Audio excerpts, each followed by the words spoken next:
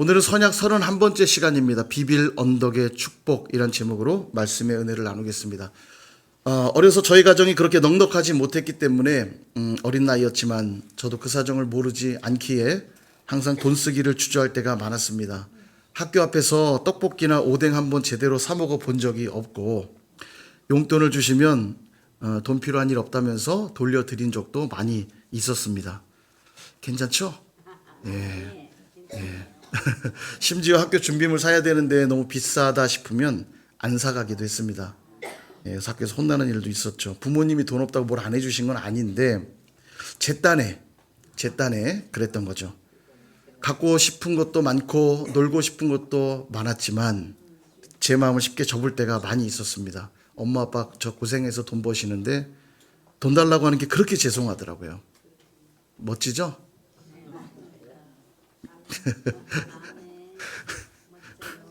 중학생이 되고 고등학생이 되고 대학생이 돼갈수록 나가는 돈은 점점 많아지게 되고 그러니까 더 죄송한 거예요. 물론 저희 아버지가 자주 하신 말씀이 있어요.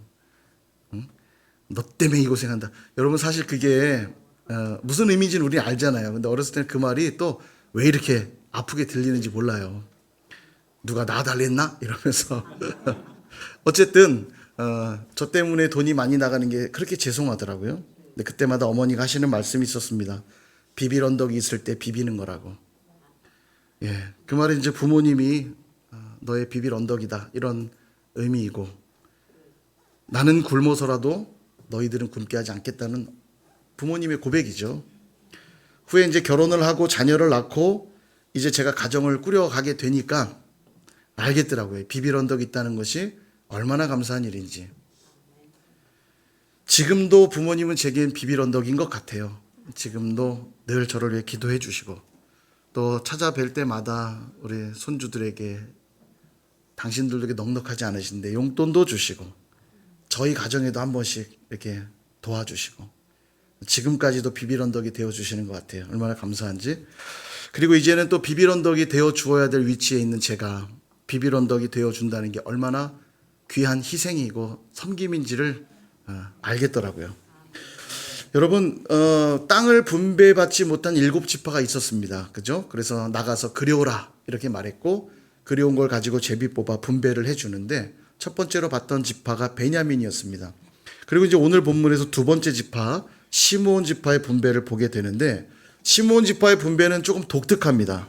새로운 땅을 분배받는 게 아니라 유다 지파가 이미 받은 땅의 일부분을 그들의 기업으로 주고 있거든요. 9절에 보니까 시므온 자손의 이 기업은 유다 자손의 기업 중에서 취하였으니 이는 유다 자손의 분깃이 자기들에게 너무 많으므로 시므온 자손이 자기의 기업을 그들의 기업 중에서 받음이었더라. 이렇게 말하고 있어요. 지도를 한번 보여주시면 이스라엘 지파들이 땅을 분배받은 그 지도죠. 근데 네모로 표시한 지역이 바로 시므온 지파가 분배받은 땅입니다. 근데 잘 보시면 약간 푸른빛 나는 큰 지도가 유다 땅입니다. 유다와 에브라임, 므낫세가 전체의 70%에 해당될 만큼 많이 받았다고 그랬잖아요. 유다가 굉장히 큰 땅을 받았습니다. 물론 척박한 땅이 대부분입니다만 저 땅을 받았는데 그 땅 안에 지금 시므온 지파의 땅을 주고 있는 거예요. 이해되시죠? 이 그림을 머릿속에 넣은 채로 설명을 들으시면 되는데 그러니까 유다 지파 입장에서 보면 아니 왜 우리 땅의 일부를 시므온 지파에게 주라는 거야? 라면서 유다 지파는 유다 지파대로 기분 나쁠 수 있고 시므온 지파는 시므온 지파대로 아니 왜 우리는 유다 지파가 가진 땅에 가서 살라는 거지? 뭐 시체말로 내가 땅이 없지 가오가 없냐 이러면서 따질 수도 있는 상황이에요. 내가 왜 남의 집 더부살이를 해야 되는 거야? 라고 말할 수도 있는 상황이죠. 이상하죠? 왜 하나님은 저렇게 땅을 분배해주고 있을까? 그 이유가 있습니다. 그 이유는 뭐냐면 시므온 지파의 인구수가 너무 적었기 때문입니다. 시간을 조금 거슬러 올라가 보겠습니다. 출애굽할 때 이스라엘 백성들이 출애굽을 하고 시내산에 도착한 다음에 하나님이 인구조사를 명령합니다. 인구조사는 아무 때나 할 수 없어요. 하나님이 명령할 때만 할 수 있거든요. 그러니까 성경에 이스라엘 백성들의 인구 기록이 그렇게 많지는 않아요. 명령할 때만 하기 때문에 그래서 그것을 가지고 추정을 좀 해봐야 되는데 시내산에서 1차 인구조사할 때 가장 인구가 많았던 지파는 유다 지파였습니다. 그리고 두 번째는 단 지파. 세 번째가 어디게요? 예, 시므온이니까 물어봤겠죠? 예, 제 질문 항상 쉽다고 그랬죠. 세 번째로 큰 지파가 시므온이었어요. 그러니까 시므온은 굉장히 또 큰 지파 중에 하나였는데 38년간 광야 생활을 다 보내고 드디어 가나안 입성을 앞두고 있는 그 모압 평지에 도착해서 하나님이 한 번 더 인구조사를 명령합니다. 그게 바로 2차 인구조사인데 2차 인구조사를 해서 보니까 충격적인 결과가 하나 나와요. 가장 적은 지파가 어디였냐? 어디였을까요? 예, 시므온. 제 질문은 항상 쉽습니다. 예, 시므온 지파가 가장 적었어요. 1차 인구조사 때 59,300명이었던 시므온 지파 인구가 2차 조사 때는 22,200명으로 줍니다. 그러니까 37,000명 정도가 줄은 거예요. 절반도 넘는 숫자가 광야에서 죽은 겁니다. 되게 많은 숫자가 죽었죠. 그럼 다른 지파도 그렇게 많이 죽었냐? 아니요. 다른 지파는 거의 인구수가 비슷해요. 근데 유독 시므온 지파만 인구가 급격히 줄었습니다. 도대체 무슨 일이 있었던 걸까? 민수기 25장에 가보면 2차 인구조사하기 조금 전이죠. 시딤에서 음행 사건이 벌어집니다. 이게 이제 발람이 이스라엘 백성들을 저주하려고 했는데 하나님이 막으시잖아요. 그러니까 발람이 꾀를 내서 모압과 미디안의 여인들을 이스라엘 공동체 안으로 투입합니다. 그래서 그들과 함께 음행하게 만들고 그들이 섬겼던 바알 부호를 함께 섬기도록 만듭니다. 우상숭배하게 한 거죠. 이 일로 하나님의 진노가 공동체에 임하고 연병이 돌기 시작합니다. 그래서 전부 24,000명이라는 숫자가 죽게 돼요. 근데 이때 음행죄를 짓는 대표 주자가 하나 거기 기록되어 있는데 시므리라고 하는 자입니다. 이 시므리라고 하는 자가 고습이라고 하는 여인을 데리고 장막 안으로 들어가 음행을 하고 있는 장면을 기록해 두고 있어요. 이 시므리가 어디 지파 사람일까요? 예, 제 질문은 늘 쉽죠. 시므온 지파. 이름도 비슷해요. 시므리, 시므온. 시므온 지파였어요. 왜 시므온이 음행죄의 대표 주자였냐? 하나님의 진노가 임해서 연병이 돌기 시작하자 백성들이 두려움에 휩싸이기 시작합니다. 그리고 막 울기 시작해요. 그 자신들의 죄 때문에 연병이 임했다는 거 알았겠죠. 그리고 모세를 통해서 죄가 지적이 돼요. 그런데 이 심각한 상황에도 시므리는 고스비를 데리고 장막 안으로 들어가는 거죠. 이 죄가 임하여 이미 심판이 시작된 그 상황에도 시므리는 음행을 저지르고 있었다는 거죠. 이때 하나님의 질투심으로 충만했던 비느하스, 아론의 손자입니다. 이 비느하스 제사장이 창을 들고 들어가서 시므리와 고스비의 배를 뚫어버립니다. 그리고 그제서야 연병이 그치게 되는데 연병으로 죽은 사람 숫자가 24,000이었더라. 이렇게 기록하고 있어요. 그러니까 많은 사람 중에 시므리를 특별히 언급했다는 건 그가 음행의 대표 주자였고 그가 시므온 지파였다는 걸 감안하면 음행 사건에 연루된 상당수가 어느 지파였다고 예상이 돼요? 예, 시므온 지파였다는 걸 예상할 수 있죠. 그래서였는지 모세가 죽기 전에 12지파를 모아놓고 예언의 기도를 하는데 축복의 예언의 기도를 할 때 딱 한 지파만 하지를 않습니다. 예외가 되는데 그게 어딜까요? 예, 시므온 지파예요. 참 안타까운 상황이죠. 그만큼 시딤 음행 사건이 얼마나 큰 죄였는가를 보게 됩니다. 시므온 지파에게만이 아니라 모든 지파에게 교훈하고 싶으셨겠죠. 우상숭배하며 하나님을 떠난 자들에게는 주어질 복이 없다. 이걸 교훈하고 있는 거예요. 그러면 시므온은 그렇게 버림받은 지파인가? 예, 전혀 아닙니다. 오늘 땅을 분배하는 장면을 보면서 하나님이 그들에게 은혜를 베풀어 주시다는 걸 알 수 있어요. 무슨 얘기냐면 적은 숫자만 남은 시므온 지파에게 가나안 땅에서 각 지파들에게 땅을 분배하면 어떻게 하라고 명령했냐면 남은 가나안 족속들을 몰아내고 성읍들을 잘 관리하라고 명령하셨거든요. 그런데 적은 숫자로는 가나안들과 싸우고 땅을 개간하며 관리하기가 수월치 않았을 거예요. 그러니까 하나님이 지금 유다 지파, 가장 크고 가장 든든한 지파인 유다 지파 안에다가 그들의 땅을 분배함으로 대적들로부터는 안전하게 하시고 다시 회복할 수 있는 기회를 그들에게 허락하고 계신 거예요. 이게 하나님의 큰 배려인 거죠. 그래서였는지 여러분 창세기로 거슬러 올라가면 유다와 시므온과 연관된 이야기가 나 있습니다. 요셉이 이제 총리가 되었습니다. 그리고 풍년을 지나 이제 흉년이 오게 될 때 요셉 야곱과 그의 가족들도 먹을 게 없어서 형들이 곡식을 구하러 애굽으로 내려오죠. 그리고 요셉과 마주하게 됩니다. 요셉이 자기 신분을 밝히지 않은 채 그들에게 묻죠. 너희들 정탐꾼 아니냐?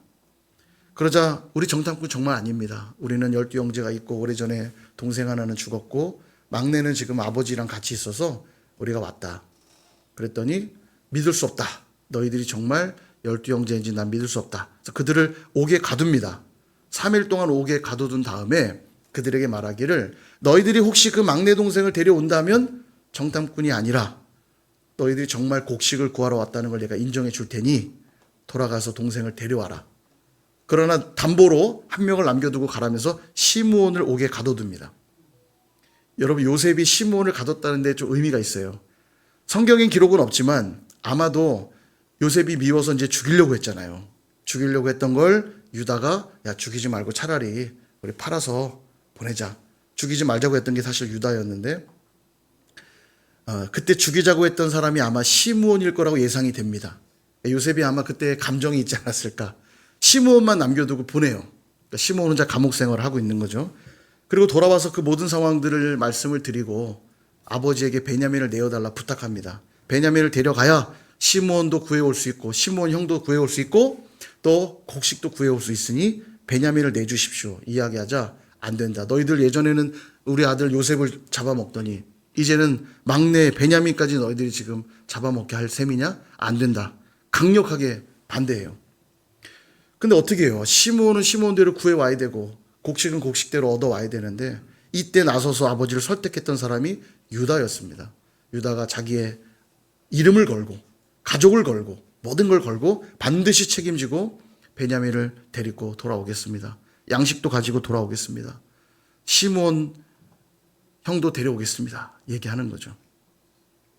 동일해요. 연약해진 시므온을 지금 하나님은 유다 지파 안에 두셔서 그들을 보호하고 회복할 수 있도록 배려하고 계신 걸 보게 됩니다. 여러분, 영적으로도 이 적용은 동일합니다. 예수님이 유다 지파로 오셨죠. 그리고 죄로 인해 쫄딱 망한 것 같은 시므온과 같은 우리를 예수님의 품 안에 거하게 하심으로 새로운 생명을 얻게 하셨다는 겁니다. 그러니 여러분 어떻게 하시겠어요? 주님 없어도 되시겠어요? 주님 없어도 되시겠냐고요? 절대 안 되죠. 불가능합니다. 주님이 없으면 안 돼요. 이제 우리는요. 주님 품 안에 늘 거해야 합니다. 근데 주님을 구하기는커녕 엉뚱한 것들에만 혈안이 돼서 그것을 쫓아 산다면 그 끝은 반드시 불행하게 될 것입니다. 그리고 그 불행하게 된 모습을 안타깝게도 시므온 지파에게서 보게 되는데 좀 전에 말씀드린 대로 시므온의 생사는 유다 지파 안에 있느냐 마느냐에 의해 결정된다고 말씀을 드렸죠. 그러면 유다 지파와 함께 힘을 모아 땅을 지켜나가고 그 성읍들을 잘 관리했어야 했는데 그런데 역대하에 보면 시간이 한참 흐른 뒤죠. 역대하에 보면 시므온이 유다 지파와 함께 있는 게 아니라 에브라임과 므낫세 지파와 함께 흩어져 있다라고 성경이 기록하고 있어요. 유다 지파 안에 있지 않았던 거죠. 아마도 북이스라엘로 갈라질 때 그들로 따라 올라갔던 걸로 보입니다. 결국 훗날 시므온 지파는 흔적도 없이 사라져 버리게 됩니다. 너무 안타깝죠. 북이스라엘은 결국 아수르에 완전히 멸망당하는데 남유다는 계속 명맥을 이어가잖아요. 그러니까 유다 지파가 끝까지 있었더라면 얼마나 좋았을까 그런 생각이 들어요. 역시 시간을 좀 거슬러 올라가서 야곱이 12아들을 축복했던 내용으로 가보면 시므온에 대해 야곱은 이렇게 예언의 기도를 합니다. 창세기 49장 5절에서 7절 시므온과 레위는 형제요 그들의 칼은 폭력의 도구로다. 내 호나 그들의 모의에 상관하지 말지어다. 내 영광아 그들의 집회에 참여하지 말지어다. 그들이 그들의 분노대로 사람을 죽이고 그들의 혈기대로 소의 발목 힘줄을 끊었음이로다. 그 노여움이 혹독하니 저주를 받을 것이요 분기가 맹렬하니 저주를 받을 것이라. 내가 그들을 야곱 중에서 나누며 이스라엘 중에서 흩으리로다. 아멘. 여러분 참 무서운 말씀입니다. 그죠? 좋은 얘기 하나도 없어요. 정말 무서운 심판의 메시지만 던져지고 있습니다. 왜 이렇게 무서운 말씀하고 계시냐? 시므온과 레위가 벌린 일 때문입니다. 야곱의 가족이 세겜 땅에서 머물고 있을 때 딸 디나가 사람들이 막 잔치가 열린 걸 보고 사람들을 보러 놀러 나갑니다. 나갔다가 추장인 세겜이란 자에게 강간을 당하게 돼요. 너무 큰 충격을 받는데 세겜이 보니까 디나가 너무 아름다운 거예요. 그래서 아내로 삼고 싶어 합니다. 그래서 아내로 내어달라고 부탁을 하죠. 근데 이로 분노한 이 시므온과 레위가 이제 오빠로서 굉장히 화가 많이 난 거죠. 그래서 디나와 결혼하고 싶어하는 세겜의 마음을 이용해 가지고 그들에게 제안을 해요. 우리는 할례받은 민족이다. 그러므로 할례받지 않은 너희와 한 가족이 될 수는 없다. 만약 너희들이 할례를 행한다면 결혼을 허락하겠다. 이렇게 말해요. 그러니까 세겜이 너무 기뻐하면서 그 성읍의 모든 남자들이 다 할례를 받도록 합니다. 할례를 받으면 며칠간 걸을 수가 없잖아요. 그걸 노린 거죠. 할례를 받게 한 다음에 성읍으로 들어가 시므온과 레위가 엄청난 사륙을 행합니다. 그 성읍의 남자를 다 죽여요. 하나님 기뻐하실 리가 없죠. 첫 번째로 약속을 지키지 않았기 때문에 하나님 기뻐하시지 않고, 두 번째는 살육을 행한 것. 이게 하나님께 분명 큰 죄입니다. 그래서 이스라엘 중에서 흩으시겠다는 이 무서운 말씀을 하고 계신 거예요. 그리고 결과적으로 시므온은 훗날 정말 흩어져 버리게 되죠. 그렇다면 이미 야곱에 의해 예언되었기 때문에 그들의 운명은 정해진 것인가? 제가 이 운명이라는 단어를 쓰고 있다는 걸 잘 기억하셔야 됩니다. 운명은 정해져 있나요? 운명이 정해져 있다 여기니까 자꾸 사주팔자보로 다니는 겁니다. 전보로 다니는 거예요. 우주의 기운이 나를 지배하고 있다고 생각하니까 이게 전보로 다니는 겁니다. 여기 혹시 사주팔자보로 다니시는 분들 계십니까? 큰일 납니다. 귀신 초청하는 거예요. 우리 삶에 주님 초청해야 되는데 귀신 초청하면 됩니까? 큰일 납니다. 예, 막 권사님들도 전보로 다니시고, 저희 교회 얘기 말고요. 다른 교회 권사님들 막 전보로 다니시던데, 딸이 결혼한다니까 막 이름 적어오라 그래가지고 날짜랑 몇 날 며칠 몇 시에 태어난지 적어오라 그래서 사주팔자 보잖아요. 그죠?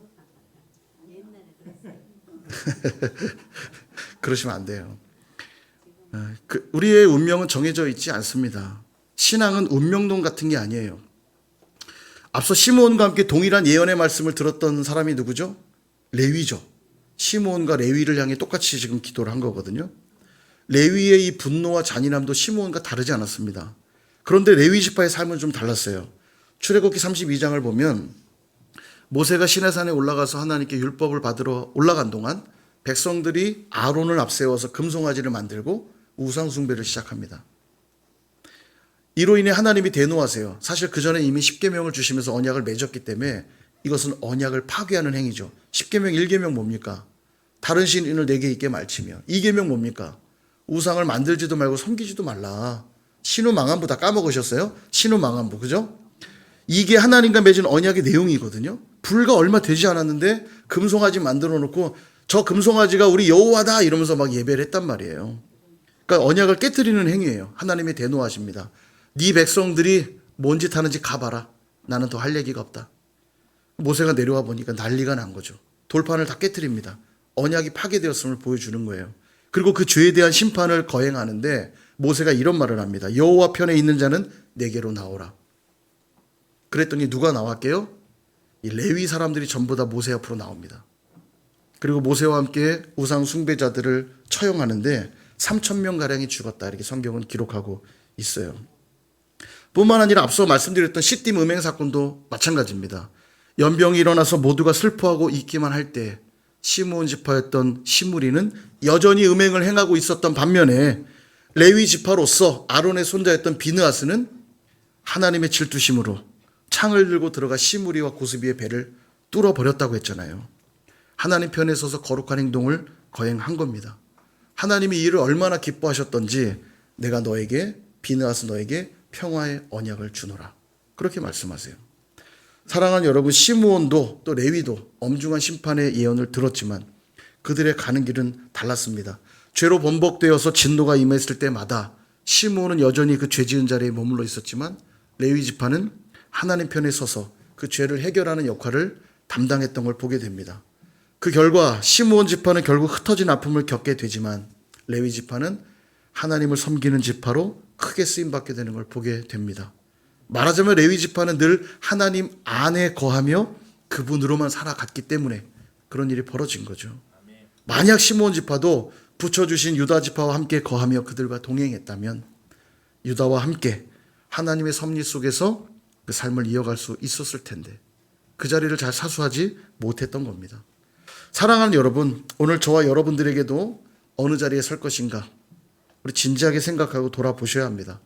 나는 죄인이요 나의 힘으로는 도무지 의롭게 살아갈 수 없다는 걸 인정하신다면 철저하게 예수님을 나의 기업으로 삼고 예수님의 품 안에서만 살아가야 될 것입니다. 물론 살다 보면 죄로 인해 넘어질 때도 있을 것입니다. 주님께 꾸중받을 때도 있겠죠. 그러나 그때에도 그 죄에 번복되어 그냥 살아가는 게 아니라 빨리 회개하고 레위 지파처럼 그 죄를 해결하는 자리로 나아가서 여호와의 편에 선다면 언제든지 다시 복을 누리는 자들로 살아가게 될 줄로 믿습니다. 그럼 좀 궁금해져요. 시므온 지파는 그렇게 끝난 것인가? 그렇게 흩어지고 끝난 것인가? 영원히 사라졌는가? 그럼 너무 허무하겠죠. 아닙니다. 우리 하나님 어떤 분이세요? 죽은 자는 살리시되 영원히 살게 하시는 분이시지 않습니까? 오늘 새벽의 말씀처럼 죽은 자는 살리시고 가난한 자는 부유케 하시고 약한 자들에게 힘을 주시는 역전의 하나님 아니세요? 이 깊고 풍성한 은혜를 알고 믿는 게 너무 중요합니다. 보세요. 계시록 7장에 가보면 14만 4천 명의 인침을 받은 자들의 장엄한 천상의 예배가 나옵니다. 아, 저기 지금 나왔어야 멋있었는데 지금 너무 빨리 나왔어요. 14만 4천 명의 인침받은 구원받은 백성들의 아름다운 천상의 예배가 나오는데 거기에 이 이름이 기록되어 있어요. 계시록 7장 7절 시므온 지파 중에 1만 2천이요. 천상에서 시므온 지파가 예배의 자리에 있는 걸 보게 되죠. 주님께서 다시 시므온을 새롭게 하셔서 세우시는 모습을 보게 됩니다. 주님만 하실 수 있는 일이죠. 말씀을 정리합니다. 사랑하는 여러분, 두 가지 교훈을 기억하며 돌아가시면 좋을 것 같아요. 첫 번째, 비빌 언덕이 되어야 합니다. 죄로 인해 많이 약해진 시므온 지파를 다시 살리기 위해 하나님이 택한 것은 유다 지파 안에 그들을 두기로 결정하셨어요. 우리도 연약한 이들을 위한 유다 지파가 되어 주어야 합니다. 주변에 시므온 같이 연약해진 이들이 있다면 내가 가진 걸 기꺼이 나누고 적극적으로 그들을 돕고 섬기는 영적 장자가 되어서 비빌 언덕들이 되어주셔야 돼요. 그럴 때 하나님의 나라는 더욱 든든히 서가게 될 줄로 믿습니다. 두 번째 교훈은 비빌 언덕에 우리 비비셔야 돼요. 하나님 우리에게 풍성한 은혜를 베풀어 주시는 분이십니다. 믿으시죠? 풍성한 은혜를 베풀어 주신다 하여서 거저 얻은 은혜라 하여서 함부로 하고 대충 해도 되나요? 그런 의미는 당연히 아니죠. 도리어 그 반대입니다. 그 베풀어 주신 은혜가 얼마나 큰지 안다면 더 이상 이제는 막 살 수 없고 대충 살 수 없어요. 내가 구원받은 자가 맞다면 이제는 그 구원을 베풀어 주신 은혜에 합당하게 날마다 그 은혜에 거하기를 힘쓰셔야 돼요. 그 안에서 벗어나면 안 됩니다. 그 은혜를 떠나면 안 돼요. 그 은혜 안에 거해야 됩니다. 마치 시므온 지파를 유다 지파 안에 두셨던 것처럼 우리도 예수 그리스도의 은혜 안에 날마다 거하기를 힘쓰셔야 돼요. 혹시 넘어질지라도 레위 지파처럼 다시 일어나서 여호와의 편에 서서 다시 은혜 안에 거하면 풍성한 복과 은혜를 누리게 될 줄 믿습니다. 종종 하나님을 철저하게 의존하는 모습들을 보면서 나약한 자의 모습처럼 여기는 분들이 있어요. 네, 맞아요. 우리는 너무너무 나약해서 철저하게 비빌 언덕에 비비셔야 합니다. 나약한 모습이 부끄러운 게 아니고 그 인정하셔야 돼요. 나는 나약해서 주님이 날 도와주시지 않으면 안 된다고 하는 그 겸손함의 고백이 있어야 한다고요. 이게 없으니까 자꾸 주님으로부터 벗어나서 내 힘으로 해보려고 하는 거 아닙니까? 한번 해보세요. 되나?